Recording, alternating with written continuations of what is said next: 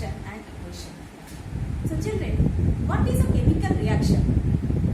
You see, chemical reaction means two or more substances when undergo any chemical change, it will form a new product where the new properties will be formed. So you can say any chemical change where the reactant's property will be lost and the new property of the compound will be formed. So in day-to-day life, many examples are there. See, the formation of rust is a chemical change, chemical reaction.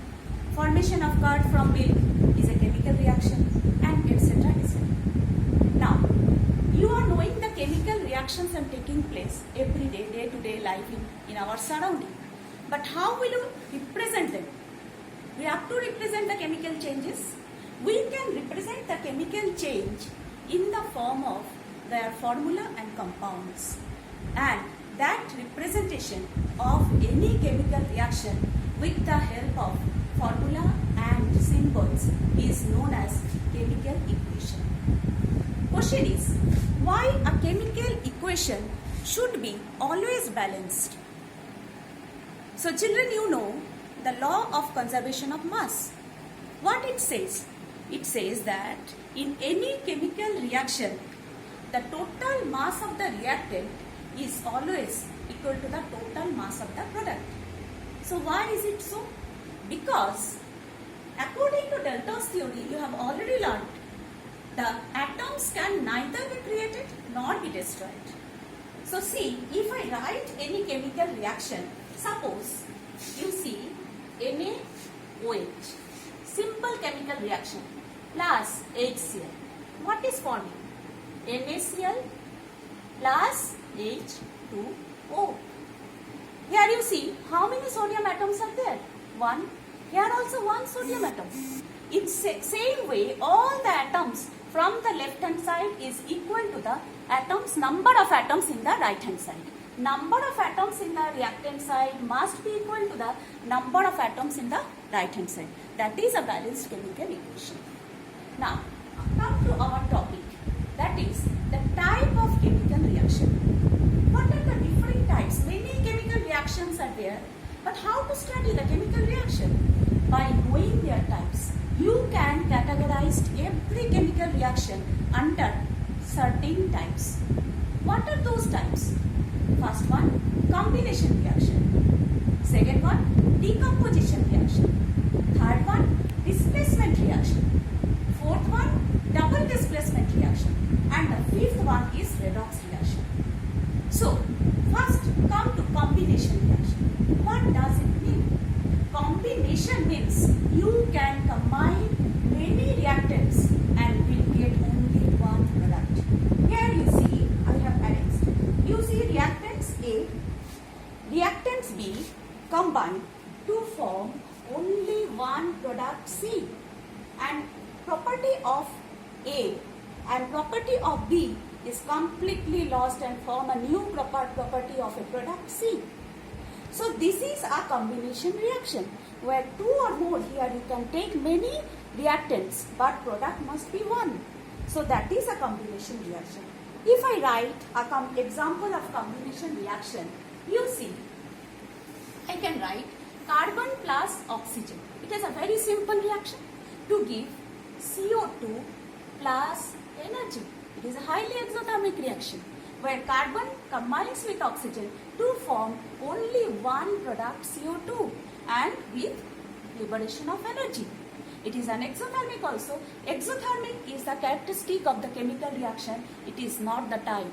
The type is combination reaction. Similarly, you can write sulfur plus oxygen to give sulfur dioxide. You can write CaO. What is the common name? It is a quicklime, calcium oxide. If you add in water, see what will happen? CaOH whole 2 with the emission of energy, with the emission of heat energy. So this is also an exothermic reaction where quicklime is added to water. It forms the calcium hydroxide. The common name of calcium hydroxide is slaked-lime. So slaked-lime is formed, and if this, have you seen the whitewashing of the house? What the people are doing? So calcium oxide is dissolved in the water, in a bucket full of water, where immediately CaOH2 is formed and huge amount of energy is formed.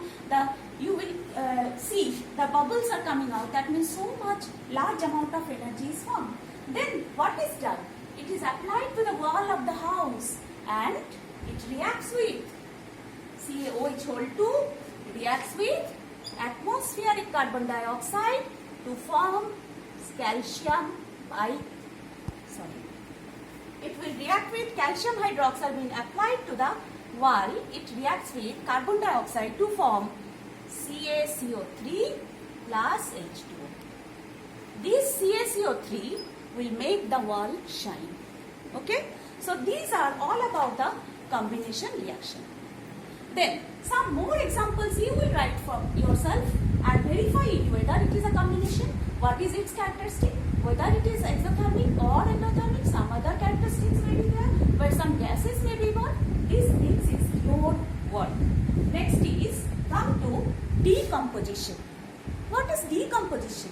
Decomposition, that means it is a reverse of combination, where you will take one reactant and apply energy, get more than one products. One reactant, apply energy, get more than one products. And that's why decomposition reactions are always endothermic, because without energy, products are not formed. See, here you see, if I take A, if I take a reactant A, then what I have done? I have applied energy. Then A breaks to form B plus C. B plus C. See, this is a decomposition reaction. A, energy, B plus C. Let me write the examples of decomposition reactions, some of the examples of decomposition. Let me write first. If you calcium carbonate you take, CaCO3, this is the chalk, marble, apply energy in the form of the heat, then what you will get? Calcium oxide plus carbon dioxide. This is the only one reaction, but many decomposition reactions are possible. Now, in the form of energy, you can supply heat, you can supply light, you can supply electricity. In the three forms of energy can be supplied a reactant to break it to form the products. And remember it, product must be more than one. Reactant is one, product is more than one. Now, if this is an example of thermal decomposition. Why is it thermal? Because you have applied energy in the form of heat. If you apply energy in the form of the sunlight, see what will happen? Again decomposition occurs. But all silver salts are generally supposed to break in presence of sunlight. You see, if I take silver chloride, you have to write sunlight here. Okay? Then you will get silver plus chlorine. That's why silver salts are always kept in a dark colored bottle. Question asks, why it is kept always in the lab?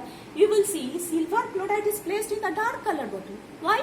Because to avoid the photolytic decomposition. In presence of the light, it will decompose to form silver and chlorine. In a piece, in a plate, if you take little bit silver chloride, put it in the sunlight, you will see the white color silver chloride will turn to shining silver metal and chlorine gas. Okay? So this is an example. You can take silver bromide also, AgBr, in presence of the sunlight. So it is forming as silver plus bromine, Br2. This is an example of photolytic decomposition. Come to electrolytic decomposition. Can you say what is the common example of electrolytic decomposition? It is the electrolysis of water. You see, if you pass electricity through water, definitely acidified water, it will break to form, here you must write electricity, then it will break to form H2 plus O2. 2. So this is the electrolytic reaction. So these the three types of, that is the decomposition can be classified into three types. What is it? One is thermal decomposition, photolytic decomposition, electrolytic decomposition. Next, only 1 minute for displacement reaction. It is very interesting, and see, first I will show it here, then I will explain it. You see, displacement reaction, here I have taken A. A is a reactant plus here I have written B and C. You see the interesting thing, A is a metal, B is also a metal, C is an anion. So it is a salt solution where B is the metallic part and C is the anionic part. A is the only metal. Now what happens? If you react these two, allow to react, then what will happen? If A is stronger or more reactive than B, it can displace B from BC and it is coming here and it is going here. You see the situation, this is the product we have got already. So who is coming alone? B, because B is less reactive. Who is coming here with the salt solution? AC. So what was our reactant? A plus BC. After reaction it is giving B plus AC. And see, it is coming. I am taking one reaction like this. Fe is more reactant than copper. See, I have kept it like this. Then what you will do? You put a arrow sign here. You can do many reaction by your own. You do it in home. So enough time you are getting to do these things.